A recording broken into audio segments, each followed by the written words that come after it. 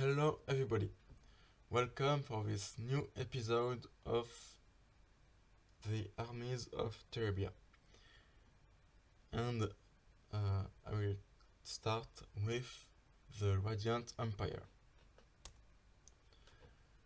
So, what was the situation of the empire?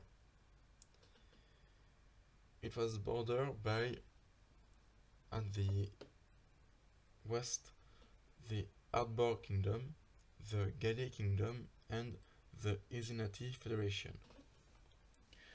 The Ardborg and Izinati Kingdom are not pretty dangerous, because the first is pretty poor and weak, and because the Federation is more commercial and economic kingdom than military.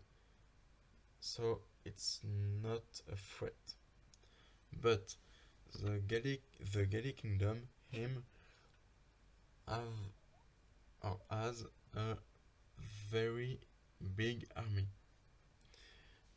and can be aggressive against the empire.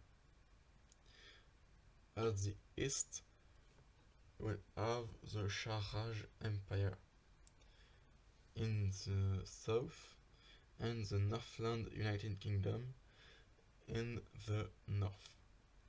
The Northland United Kingdom, or NUK, is not pretty dangerous because it's an allied of the Radiant Empire.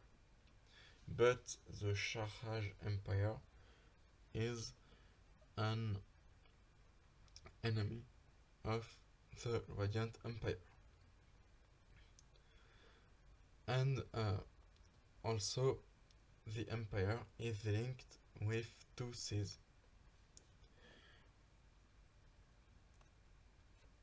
You can see here on the map the border in different colors. In green, that means that the border is easy to travel. In the north, it's only it's just created by commercial ways, and in the extreme east, it's the beginning of the big steps of Terebia, and so there is no protection. In yellow orange, that means that the border is a bit difficult to travel. It can be because of a forest, or generally because of a river. And finally, in red, that means that the border is impossible or very difficult to travel. For it can be so mountains or a big river. And now another map. On it you have the borders in green or red. If the borders are green, that means that they are considered as safe. It's pretty simple. In fact, it's because the Ardbor Kingdom and the Izinati Federation are vassals of the Radiant Empire, and the Northland United Kingdom is not enough powerful to go in war against the Radiant Empire. And in red, you have the border, which can be very dangerous. However, it's not here. I talk about a period called the Golden Age. During it, the war were not common because of the tensions between the different countries. For example, if the Radiant Empire decided to go in war against the Gallic Kingdom, you can be sure that the Sharaj Empire, so in the west, will immediately attack the Radiant Empire to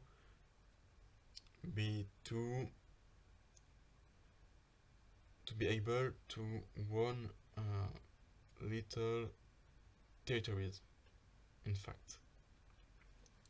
And it is because of that that the war were not common, because it was too dangerous to go in war.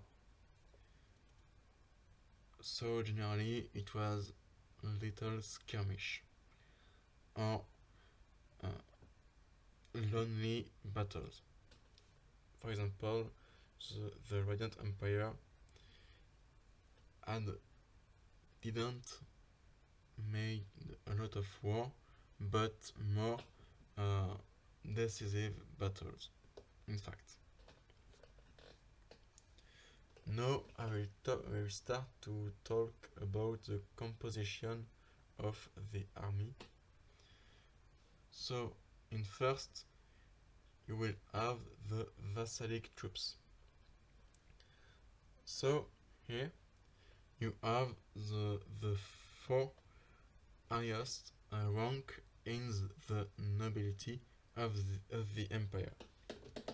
In first, the duke, they are 7, the prince, 19, the marquis, 35, and the count, 96. So the empire decided that each member of the groups have to create an army with his own money, and when the emperor need troops, he can ask help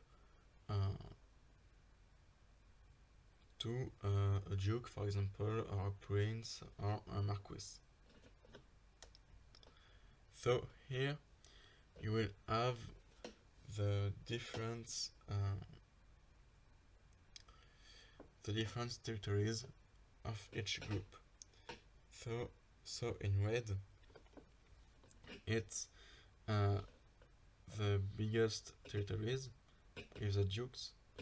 In it, you will have in blue the territories of the prince.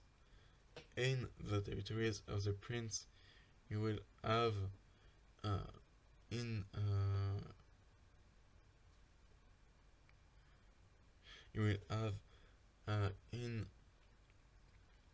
green the territories of the marquis, and in purple the count.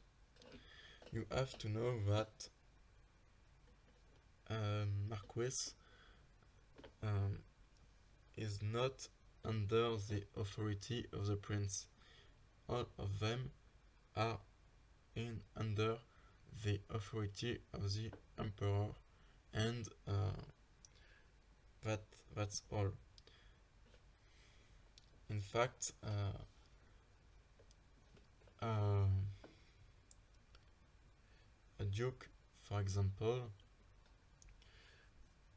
will not have a big authority on a count, for example. Because of that, you will have the vassalic troops. In first, the duke and their flag, called the red heart. For the prince, it's the blue heart. You have the idea. And you can see that Each category creates a specific troop. For example, for the Duke, it's the cavalry. For the Prince, it's the infantry. It's because the emperor didn't want uh, to have uh, his nobility with private and complete armies. So he cut the armies in small parts, and each rank create his own category.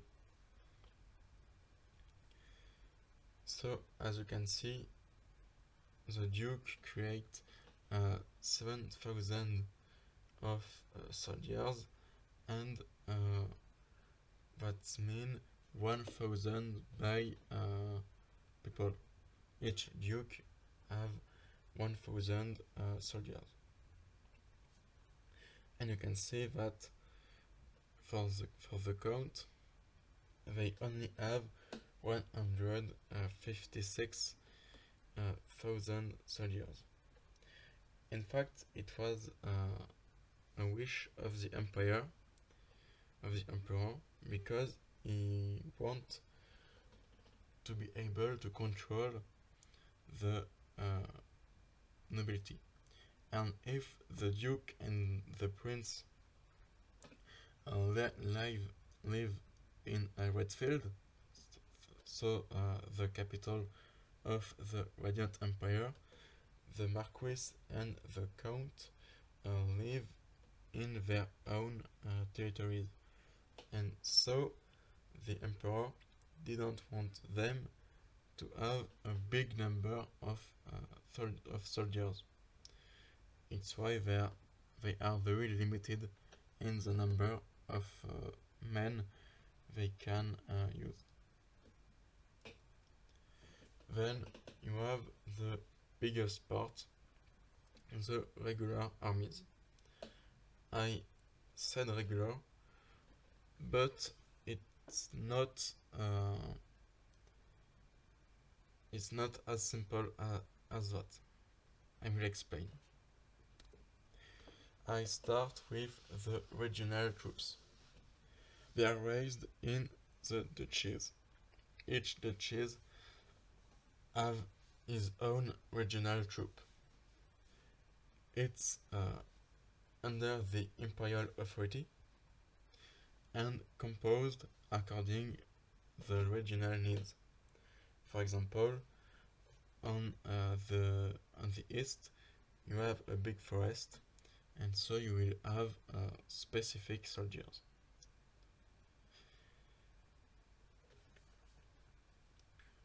In the regional troops you will have 16,000 soldiers in 20 regiments, and on the right you will have the flag. So it's white because white it's the symbol of honor in the Radiant Empire. You will have also a cross of red and purple, which are the imperial color, and in the middle a circle with inside the number of the regiment. So here it's the first. Then the urban militia. It is raised in the cities, and it is under local and imperial authority. In fact, their objective is, for example, is if a city is under attack, they are supposed to be the first defenders of the cities. They are composed of spearmen and archers. And if the regional troops are professional soldiers, For the urban militia, it's a bit different. It can be a peasant or workers, for example, which in exchange of lower taxes have regular military training and can be called to go in war out of the empire if uh, in if it's an obligation. It have only 20,000 soldiers in 20 regiments, and you can see the flag on the right. It's just that the cross is in another. It's not in the same. It's not the same cross, but it is very similar. And you have also the number of the regiment in the middle.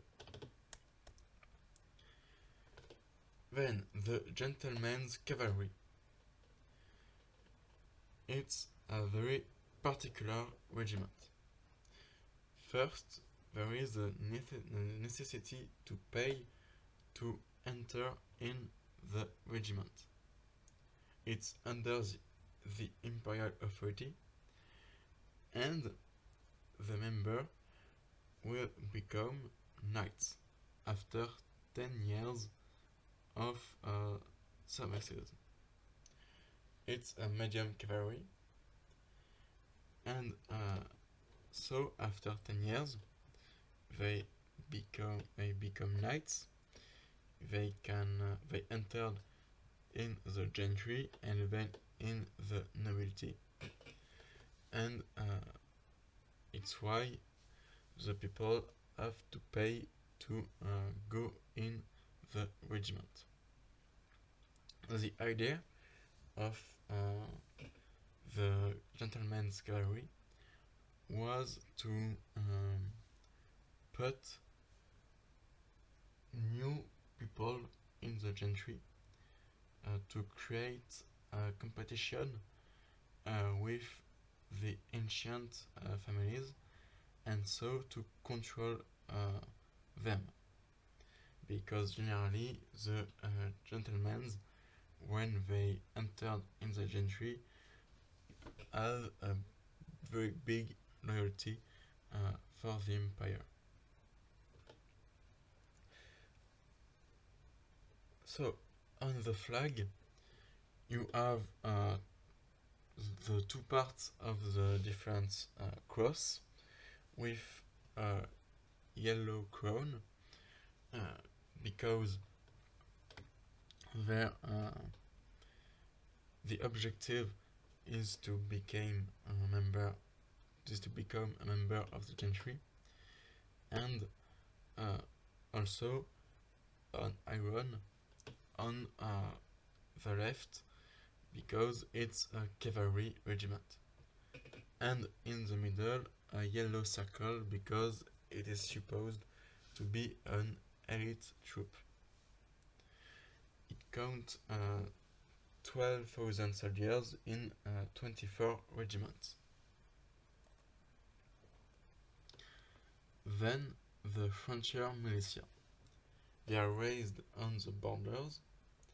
They are under a local authority, and obviously the local authority is under the imperial authority.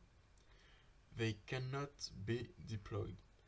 That means that, for example, if you are in the frontier militia of the west, for example, you cannot be sent to the east.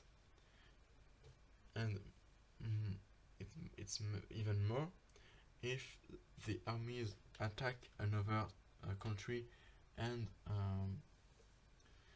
control new territories, you have to stay where you are until the end of the war. The idea is that, for example, if there is a counter attack, you will have to stop it. And of course, it is also professional soldiers, even if it's called a militia. In fact, it is because the soldiers have to create their own, not to create, but to make the maintenance of the castle by themselves. In fact, they have economic resources. The objective is to have always a competitive army on the borders. It have 50,000 soldiers in 250 regiments. The number can be can seems to be high, but in fact it's because you have a lot of regiments across the territories, across the empire. The flag is very similar to the previous, with a blue crown. So the blue is a color for the empire of the stranger, and then a star because it's the symbol of the travelers, because it's also the frontier militia which take the taxes from the traveler. And finally, the imperial fleet. So it's raised on the coast. In fact, it's a fleet, so they won't be raised in big cities. They are under imperial authority, and they are composed by an admiral. So it is difficult to give with precision the number of the different boats of the fleet. On the flag, you will have blue for the sea, red for the empire, and white for the honor,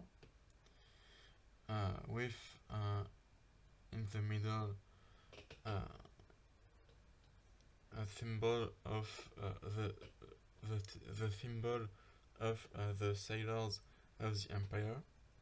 On the right, a crown, because it's an imperial army, and on the right, the number of the fleet, because each admiral have a fleet.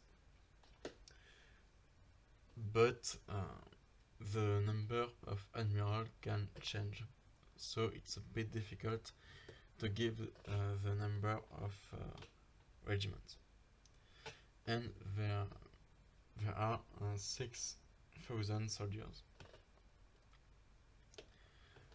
Then you have the specialized troops. So the scouts, the hordes, the packmasters, the sappers, and the Gregonov riders. The first are the scouts. It's light troops specialized in spying and sabotage. And sometimes they can be used in battle as light troops. Their flag is a red part under a white part. So it's the same for all the specialized troops and in the middle an eye, because they are scouts. And they are 5,000 soldiers. In fact, the scouts are not organized in a regiment, because if a general, when he composed his army, will ask a number of each specialized troops to the emperor, who will accept or not to give the troops. And of course, they are under the imperial authority. Then you have the hordes, that specialized troop was created to counter the light cavalry of the Shah Raj Empire. So it's light cavalry, generally with bows, and it's specialized in raiding, in raids, so against a village or against another army, for example. And sometimes they are used in battle. There is in it 15 soldiers. Then the packmasters. It's light infantry which used war dogs. So why dogs are used? In fact, there is three reasons. The first is, for example, to track some soldiers in forest or in mountains. The dogs are good fighter in that situation. They can also be used at the beginning of a battle. The soldiers will send the dogs against the opponent armies to break or to fragilize the line of the army, and immediately after he will send a charge. Finally, they can also be used for police missions. And they have 8,000 soldiers. The sappers, them, are a bit particular. They are here for the support of the army. They are specialized in for the siege and the logistics. For example, for a siege machine, or to destroy walls or something like that. And they have 4,000 soldiers. Finally, the Dragon Earth Riders. It's heavy troops. You can see the video on the Dragon Earth. I think it's the third episode of the best series of Terebia, maybe. So they are used as a tank, because Dragon Earth are a very massive creature, and generally they will be used to charge against the enemies to break the lines. And you will have 550 soldiers, because the Dragon Earth are very uncommon in Terebia. Then the elite troop. here you have the flag of the Radiant Regiment. It's only red, there is no white, because they are supposed to fight for the Empire, even if that means to abandon honor. They are here to win at any cost. You have a purple crown, so it's the color of the Emperor. So the red is the color of the Empire, and the purple is the color of the Emperor. And after that, a yellow brother, a yellow flame, because it's linked with the Great Temple, in fact. The Radiant Regiment have 3,000 horsemen, 3,000 archers, 5,000 foot soldiers, 2,500 sailors, and 2,000 sappers. They are under the exclusive authority of the Emperor. And if the Emperor died without a son or a brother, the general of the Radiant Empire, the Radiant Regiment, is supposed to become the ruler of the Radiant Empire until a new emperor is found.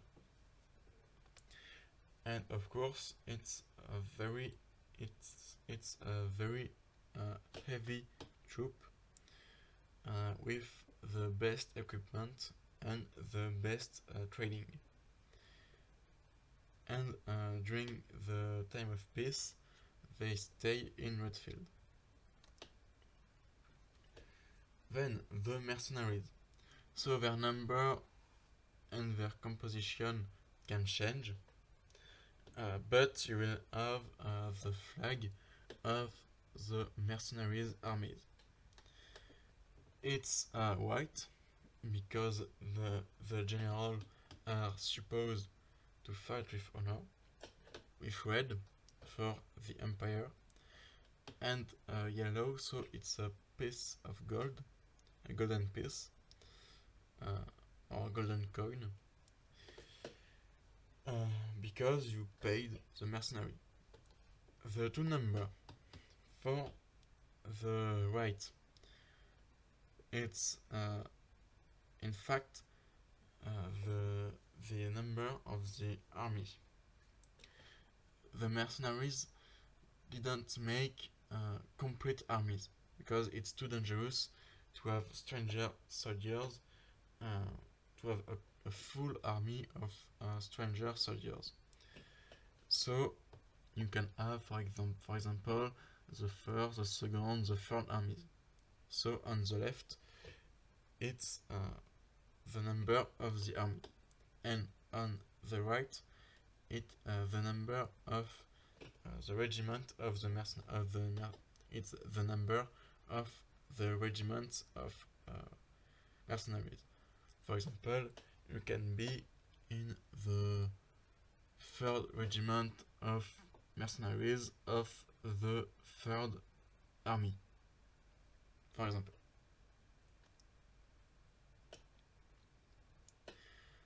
So here you have the composition of the army, and by each category.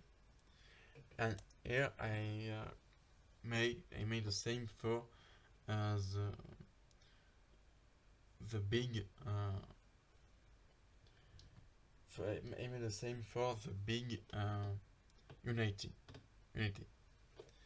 and you can see that the regular armies are very important in it. So it's all you had to know about the army of the Radiant Empire. I hope you enjoyed the video. and back to the next episode